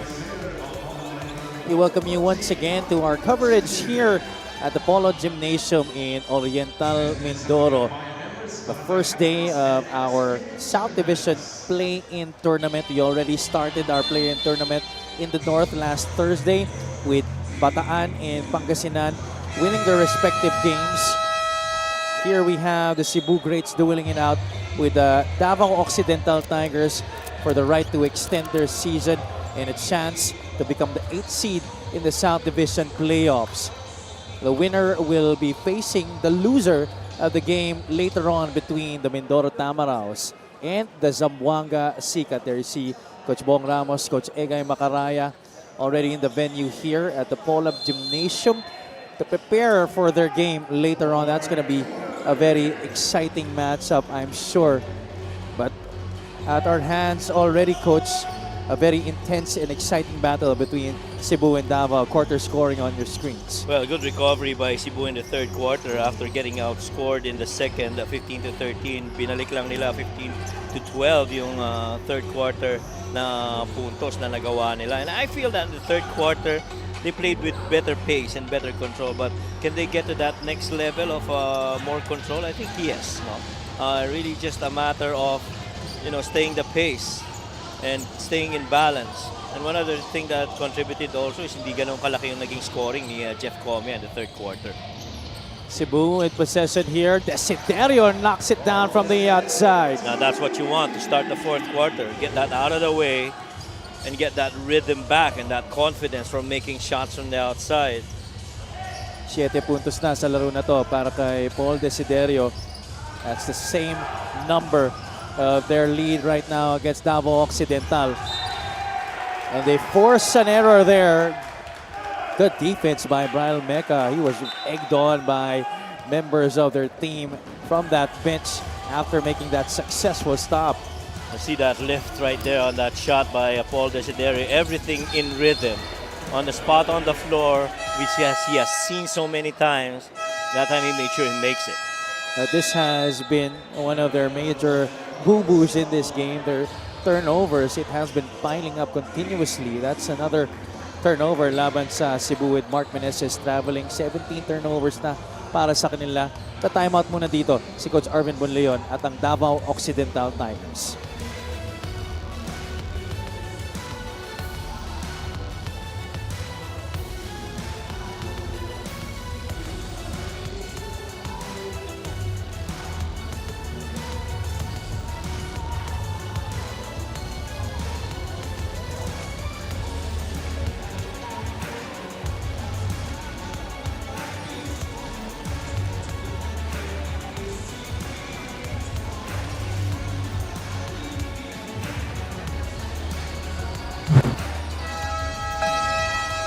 Last September 15, dito nagkita ang Davao Occidental Tigers and the Cebu Greats during the regular season, and the Tigers ended up on top in this one.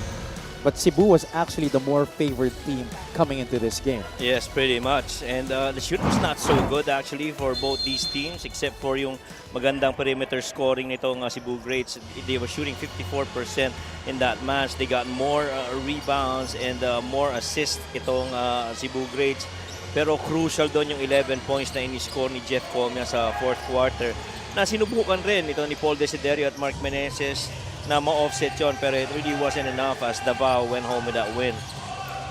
But so far, the script here in this game shows us Cebu controlling this game. Davao hasn't been able to take the lead in this one. And had they controlled their turnovers and gone down on defense once they turned that rock over, this would have been a bigger lead para dito sa Cebu. If you're making mistakes, you gotta make sure you go back and defend and avoid any point scoring for your opponents. Desiderio, the drop off to Brian Mecca, who scores on the reverse. Now I love that dual action between Brian Mecca and Desiderio. Somebody cuts from up top. That baseline guy's got a cut downhill on the back door, and a good finish by Brian Mecca. 48-39. Do you feel that Davao Occidental is showing signs of fatigue in this game, Coach? Could be. Could be. Lalo na with fast break being more evident in the third quarter, started by Cebu. And right now, so far, itong dalawang mga early possessions na nakita natin, seems that the pace really now more favoring the side of Cebu. I can see the change in the body language, Coach. Tingnan mo yung mga itsura ng mga mukha nila Pagod, ngayon. no? Pagod na rin.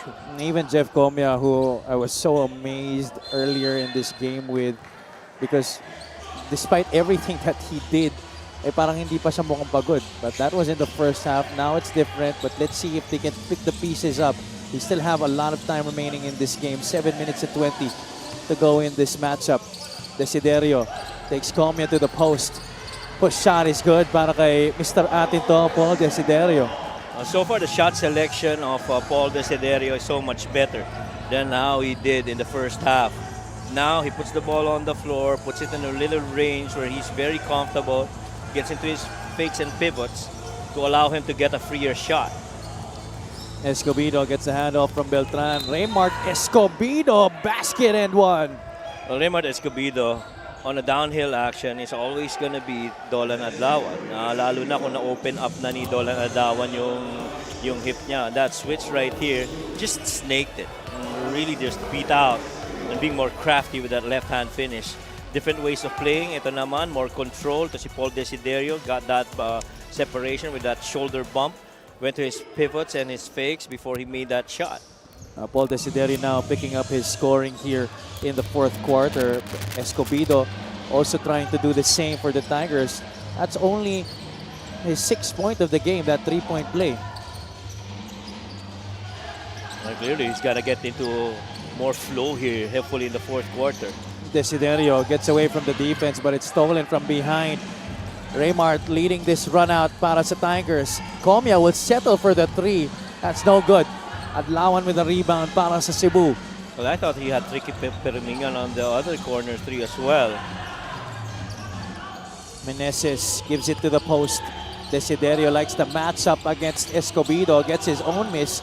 Paul Desiderio goes up strong off the glass and in para kay Paul Desiderio. Remember when he said earlier, kailangan ipakita natin sa mga taga Cebu na sila doon lumalaban at tayo rin dito lumalaban para sa kanila, which is exactly what we're seeing in this early baskets here in the fourth quarter from Paul Desiderio. We hope with the effort that their team has been showing in this game, somehow this may bring a little cheer and happiness to a devastated province right now. Again, our thoughts and prayers go out to those affected by that earthquake in Bogo City. Another one right here for Paul. He's in a rhythm. Desiderio airballs the 3, but look who's there. Brian Mecca again on the reverse. Ball came from the same guy, Paul Desiderio, of that same shot by Brian Mecca. It's very similar finish. Oh, behind the back here by Escobedo, what looks like I thought he took one extra step. Mukhang may travel nga doon. But referee Karina Martin signaling a foul instead. So Escobedo will be taking 2 free throws.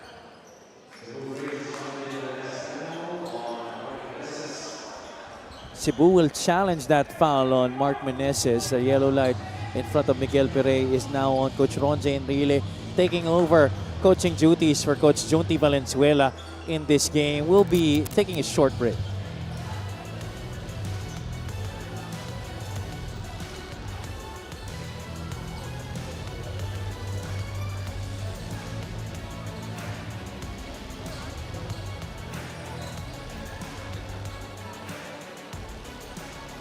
Upon review, the challenge was successful. There was no foul. Ball possession stays with Davao. So it is a successful challenge para dito sa Cebu.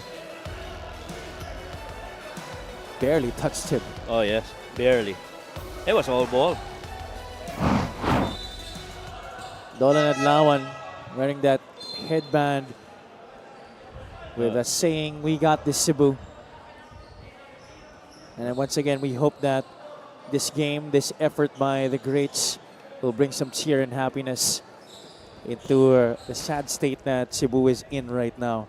And that really is playing for a cause, that message of Dolan No Adlawan on doubt. his headband. No doubt. And just a reminder to every Cebu grade, hey, this is what we're fighting for, guys. Gaya nga ng sinabi ni Coach Ronje Enrile kanina, they are playing this game mula sa puso. Correct. And so far, because of this drive, this is the biggest lead of the game for Cebu at 12, 54-42. Now they still have 5 minutes to play in this game. Davao still has a chance, especially with that guy on the floor. Comia making the pass to Harold Arboleda, who's fouled on the shot. Well, Jeff Comia was pretty much deep in that last action, had to give it up to Harold Arboleda, who in turn got defended as he was trying to make that attempt. No Coach Junti Valenzuela, no Coach Dondon Ontiveros para dito sa Cebu, no Mac Tanglio as well. Also some members of their staff and utility unable to show up for this game because of what happened, that tragedy that rocked Bogo City. This free throw of the game brought to you by Extreme Appliances, ang subok at kompletong appliance brand ng Pilipinas. Arboleda sinks that free throw. It's 44-54. 10 ang lamang dito ng greats. Season on the line for Davao right now. You gotta come back if you wanna get to continue to play this season. Manzo drives, floater is good. Jun Manzo has had a lot of struggles in this game. He was 2 out of 11 prior to that shot, but he's now up to 10 points. The Paul and June combo going to work here in the fourth quarter. June Manso, his turn, able to make that a shot. And this time around, sagot rin para dito sa Tigers. Escobedo sinking that jumper from the free throw line. Manzo setting up the table here para sa Cebu. They go into their set. Yeah, this is the thing. Their sets are taking on the half court, taking too long to develop. 6 seconds on the shot clock. Mecca drives baseline. Had the intention to pass it off to Lian Martel, but the Tigers committing a foul there. If you're going to be very observant, once that ball got passed, see this was the drive earlier of June Manso right down the middle. Let's try to snake it. Ito naman yung bawi ng pull up nito ni Escobedo. Quickly on that drop coverage by June Manso. Escobedo with 8 points, June Manzo with 10. June gives it up to his buddy, Paul Desiderio. Guarded by Joseph Terzo. Desiderio will launch the three. Rims out. Mecca once again there for a chance to get the offensive rebound. Instead, it's tapped to Joseph Terzo, who is ahead of the pack. This lead is down to 8, 48-56. A couple of really good executions for the Davao Tigers have allowed them to cut this deficit to 8. That missed shot, that attempt to get that one, ends up in a leak out on that good finish right there by Terzo on an off-legged layup shot. 3 minutes and 48 seconds to go in this game. Who will extend their season? Who will go home?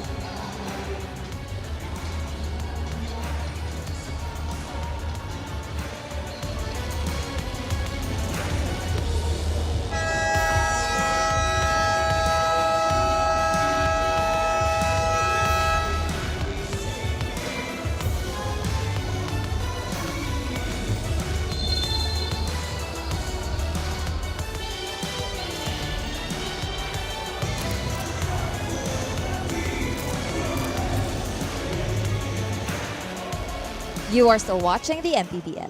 Looking back in the elimination round, if you remember, Jun Manzo wasn't able to score in their game against Davao. Paliwanag niya, alam niyang hindi ready at hindi kondisyon ng katawan niya that time. But he knows that's not a valid excuse. And with that fact in mind, mas gusto niyang bumawi ngayon. Lalo na at he sees a light at the end of the tunnel. He feels his team has the pieces, the skills, and the grit to compete with the top team, especially of the South Division. Kailangan lang ng konting recalibration when it comes to mindset. Born and raised man daw siya sa Mindanao, only later on moved to Cebu to study. He can fully and confidently say his heart is bleeding and fighting for Cebu. Back to you guys. He's definitely showing that heart right now here in the fourth quarter. Thank you so much, Andrea, for that report. Manzo with 13 points already in this game, Coach. Majority of them coming here in the fourth quarter. Manzo, again, three-pointer won't work this time. Coach Jun Manzo and Paul Desiderio going to work here in the final frame.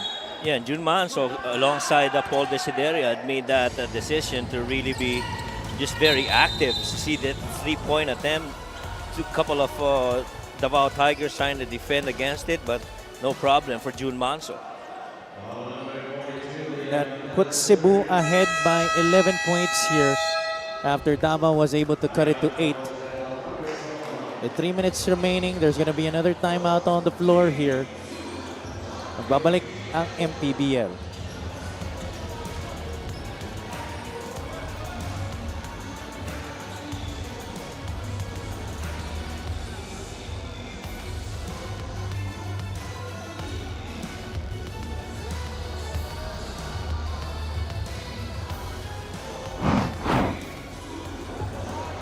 Not really used to seeing him wear green. I'm usually used to seeing him wear maroon, but Jun Manzo in this game representing Cebu really well. Well, so far here in this fourth quarter, it's been all green on performance for Jun Manzo.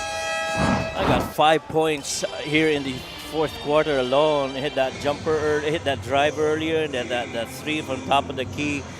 And he alongside Paul has really made this a better quarter for the Cebu Grays in the hope that they extend into the next level of this playoffs. He and Jun Manzo have been playing the most minutes in this game. They've barely rested sa laro na to. Jun has been the only point guard in this game para kay Coach Ronjay Enrile. We haven't seen Paolo Hubalde enter the game yet. Agree, and in their last game in September 15, both June and Paul actually played roughly about 23 minutes in that match. And so right now, mas malaki yung nagiging requirement ng playing time para dito sa Cebu. And they're loving that all these efforts that they're showing have really ended up in good results because they are defending. Hey, Marta Escobedo commits a traveling violation. Coach Arvin Bonleon is feeling the pressure right now. 2 minutes and 46, win or go home. But you know what? We've been talking about Jun Manzo and Paul Desiderio, but I do like the quality minutes that they got from Brian Mecca in that third quarter and even here early in the fourth. Mecca really affected the game on both sides. Here we see our Dix, a great move of the game, born for greatness. This was back in the first half. What an impressive finish galing kay Jeff Comia. But he has been silenced here in the fourth quarter, Coach. That's right. His scoring has significantly gone down here in the second half. In the first half, he had how many? 17 points. And he started out with 12 in the first quarter. That's right. 5 in the second period. And then just 4 so far here in the second half. which was scored in the third quarter Correct. at the start of that period. And none here in the fourth. That's right. It has been a while since we've felt the presence of Jeff Comia in this game for the Tigers after an incredible start. Free throw story, look at that, Coach. Cebu, although that was a miss by Desiderio, they have been shooting way better than the Tigers in this game from the charity stripe. That's right. And isa na yan sa mga naging malaking tulong nila nung first half. Kaya kahit papano, they still had that 1-point lead over Davao at the half. Tereso passes it out for Comia. Sidestep. Couldn't get that three-point play opportunity, but he will take 2 shots. I tell you, Jeff Comia moving off ball, coming from that weak side of the floor, either it's a 4-5 cut or a curl from the top. As soon as he goes downhill and he gets that ball around that spot, it's going to be very hard to stop a Jeff Comia as soon as he's got that pace and that force downhill to the cup. First point here in the fourth quarter para kay Jeff Comia. The former MPBL champions with their season on the line here. Can they make a comeback? That's a split at the line para kay Jeff. 60-49. June Manzo and Cebu will try to milk the game clock as much as they can. We now enter the final 2 minutes of this one. I thought that was a very dangerous spot for June Manso to be staying for quite a while. Very near the half-court line and very near the sideline. You don't want to stay right in there. You want to put the ball on the floor, bring it to the middle when there's lesser resistance, so to speak, from the defense. Defense to offense substitution para kay Coach Ronje Enrile, bringing in John Hamon. Liaga switches out to June Manzo. Instead, there's an offensive foul off the ball laban kay Lian Martel. That was actually that was a cross match in that situation. Initially, it was June Manso and Salubre. Parillagas came in, and so it got switched. Either way, would have been advantage for Cebu, but yun nga, natawagan ng offensive foul itong si Liam Martel. Medyo nanggigil, alam niya, kaya ko ng postehan. Ang tagal ng bola. 11 ang hinahabol dito ng Tigers, but they commit the turnover as we flash the turnover story, and that results in a June Manzo basket on the other side. 62-49. I like to say that's the next facet of Mark Meneses. A grab and go and a decision maker in the open floor. And with June Manso running the break, you know you've got to shoot at the other end. Comia gets fouled as he hung in the air. 2 more free throws coming up para kay Jeff Comia. Might be a case of too little too late here. See this deflection and that steal. Grab and go action with Meneses and that good finish by Desiderio. By June Manso. June Manzo making some big buckets here in the fourth quarter. Comia will be awarded 2 free throws here. There's a little lull in the action. May technical yata itinawag. Sportsmanlike behavior. Laban sa Cebu. Was that because of the earlier situation where they were complaining about Liam Martel? I'm not sure why. Now we got to figure out what happened. So, 3 free throws will be awarded here to Jeff Comia. This is the technical free throw. Then 2 more free throws for that foul that he was able to fish inside. These are important free throws, especially because they don't have much time on their hands to try and recover from this 12-point disadvantage. Technical free throw was good para kay Jeff. Comia sinks the second. Jeff Comia is a 64% free throw shooter this season. Has a chance to cut this lead to 10. Tigers trying to salvage their pride as former MPBL champions. They have 1 minute and 25 to try and avert this 10-point slide. The Greats will be burning under their final timeouts here with 1 minute and 25 remaining in this game.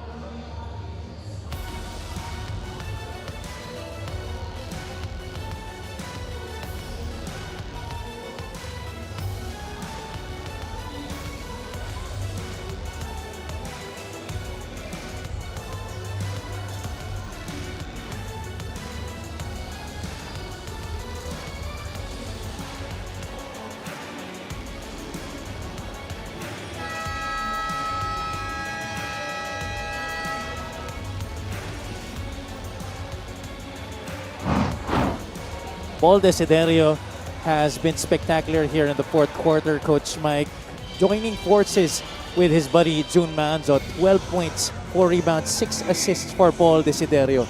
He really was the one who ignited this run in the third quarter para dito sa Cebu Grades. Napakahalaga nung sinimulayan ni Paul Desiderio. Making a three, making a couple of post-ups, and they're really going to work inside the paint. And that mattered because it created a certain separation na naging mas komportable para dito sa Cebu. Ball is in the hands of June Manzo. Cebu up by 10. A minute and 20 to go. Desiderio may tangan ng bola dito. Pulls up, jumper is good. That just might be the dagger here, Coach Mike.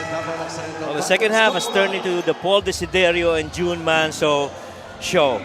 And rightfully so for Cebu. Those two guys have really led for the most part yung comeback nitong Cebu Graves this season. And what a way to push this game to their advantage.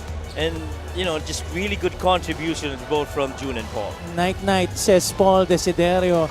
I saw this a lot in college, yes. Coach, and I'm relishing the experience of watching this once again in this game. The Greats are up by a dozen against Davao Occidental.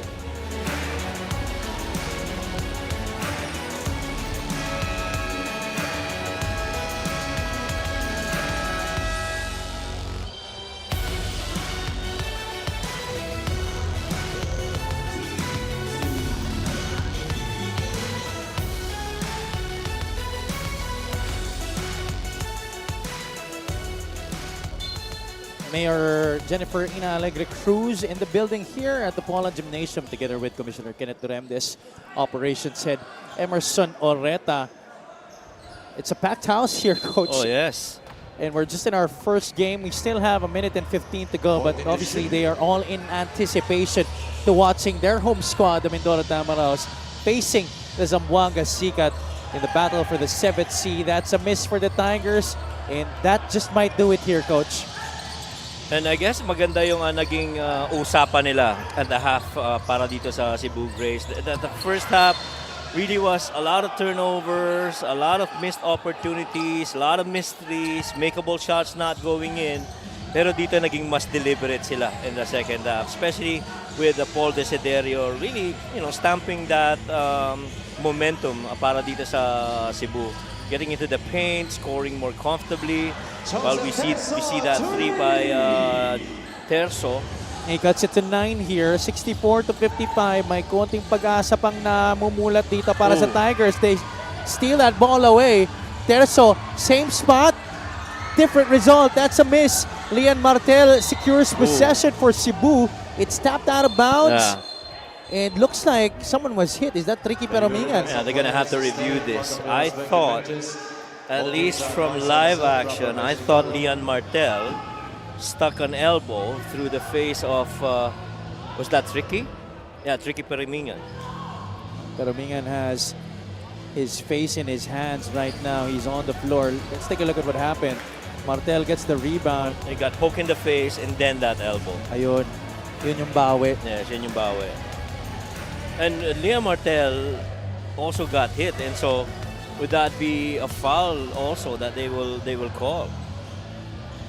All this get elevated to an unspo. Now this is going to be tricky here for our officials. And Coach, this is going to be very crucial because we have 32 seconds remaining. This is just a 9-point lead.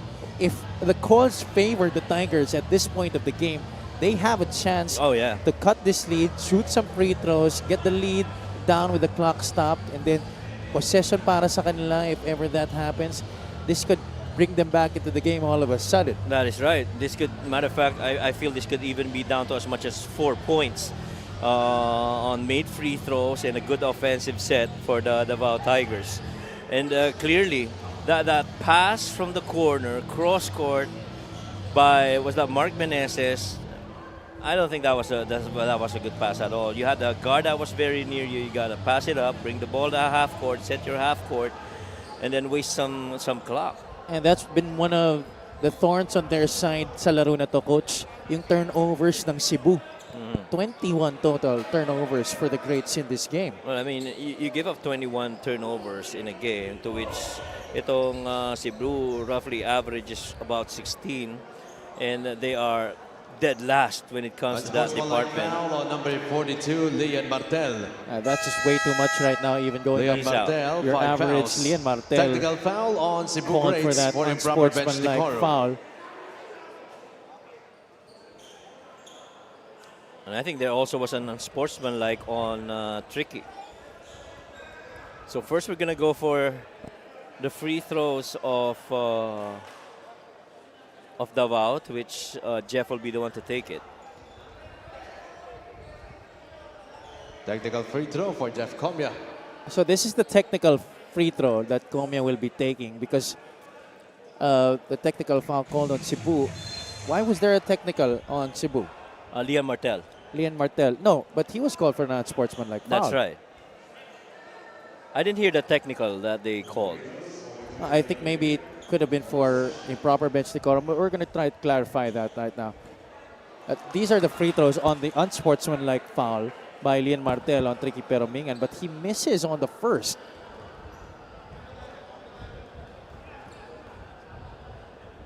Second free throw on the way. 1 for 2 para kay Tricky Peromingan. 2 out of 3 for the Tigers total on that trip to the line. Adlawan checks into the game para kay Lian Martel. Sideline inbound here for the Tigers. They're down by 7. 3-possession ball game. Terso, task to inbound. Peromingan has it, taking too long to decide. Escobedo passes it off to Comia. Jeff out to Arboleda, puts the ball on the deck. Multiple passes here for the Tigers. Take it too long. Open 3-point shot by Comia is a miss. Cebu could not secure possession. Peromingan for 3. Wala. 13 seconds on the clock here. Multiple misses for the Tigers that last possession. That's just painful para sa kanila. And those were good looks. If they made those shots, they would have been down just by 4 points. And that could even be a 1-possession game on a made 3 and then a foul on an act.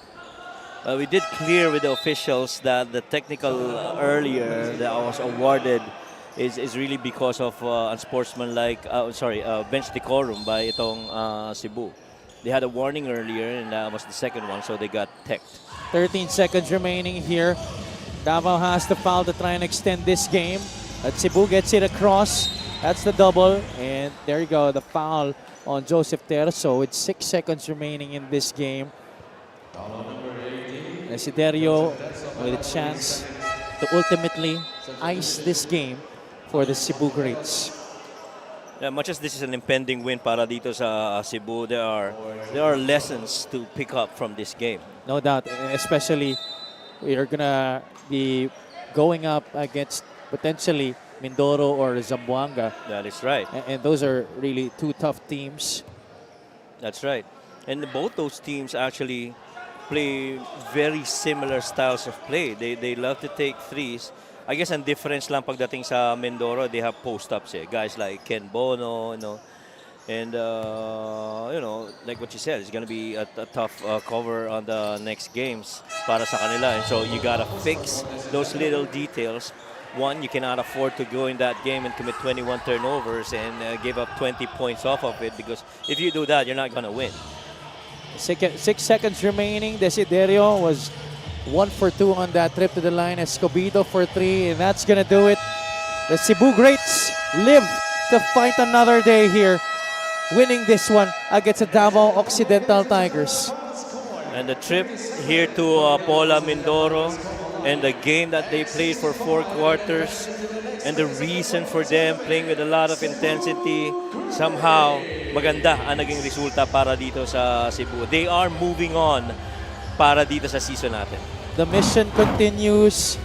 Actually, 2 missions continue here for the Cebu Greats. 1, to extend their season. 2, to make their kababayans happy with this win. And this guy was really big in this game to help them achieve that. Oh, pretty much. Itong si June Manso, that 4th quarter run has really helped stabilize everything para dito sa Cebu Greats. And they are definitely gonna need him alongside June Manso, Mark Meneses, Liam Martel, Boom Tampos. They are gonna need each and every one to perform at that level on their next game. 5 out of 15 in this game, Coach, but crucial baskets in the end, in the fourth quarter, that really catapulted the greats to this victory. He joined forces with Paul Desiderio, just like you mentioned. What a big win para sa kanila, especially with what happened. Once again, we send our thoughts and prayers to everybody that was affected by that earthquake, but we hope that this win put a little smile on the faces of the Cebuanos. Let's go courtside to Miss Andrea Endicio. Maraming salamat, Javi. First of all, June, congratulations. And the first time na nakaharap mo ang Davao, you were scoreless. Pero tonight, pinatunayan mo sa amin yung sinabi mo sa amin kanina. Talagang babawi ka dahil nasa puso mo ang Cebu. Unang-una, nagpapasalamat ako sa Diyos na binigay niya yung panalo. May isang game pa kami para makapunta sa playoffs. And sa tanan mga taga Cebu diha, kanindua para sa inyong tanan. Wala man may diha ron, tinindua, dedicate na mo para sa inyo ha. Unta, nalipay mo karong gabi una. Alam ko na medyo emotional ka ngayon, pero anong pakiramdam na alam mo sa sarili mo na kayong lahat naglalaro, nasa puso nyo ang Cebu? Masaya, pero may isang game pa kami. Kung sino matalo dito, lalabanan namin. And siguro pag nakapasok kami sa playoffs, dun muna kami magsaya. This is indeed a sweet victory. Meron ka bang mensahe sa iyong mga kababayan back there? Sa mga taga Cebu diha, wala man diha karon na makatabang sa inyong tanan, pero panikamutan namo na makasulod mi sa playoffs para sa inyong tanan. And sa akong fiancé diyan nasa balay, I love you. Ingat ka lang palagi dyan. Sa family ko, Manso family. Shout out sa Desiderio family. Kinyahan family. Pakapaka. Kaon mo sa pakapaka diya sa Mandawi ha. Coach Yonti, Coach Don, unta na mo dire. Diya lang sa mo, relax lang mo. Si Uncle Sam, salamat sa Uncle Sam. BGS, hangtod na sa December among sweldo. 3, 2, 1, Bangon Cebu! Maraming salamat, June Manso, and the rest of the Cebu greats. In behalf of the Commissioner's Office and of course, Boss Manny Pacquiao, our founder, we express our heartfelt messages to those who are affected by the earthquake in Cebu. Back to you, Javi and Coach Mike. Maraming salamat, Andrea. We do echo that message of really our sympathy with those affected by that earthquake. Once again, congratulations to Cebu. Up next, we have the Mindoro Tamaraos defending their home floor against the Zamboanga Sikat for the battle of the 7th seed dito sa South Division Play-In Tournament. Huwag kayong alis mga kaliga. Keep it locked in here on the Maharlika Pilipinas Basketball League, ang liga ng bawat Pilipino.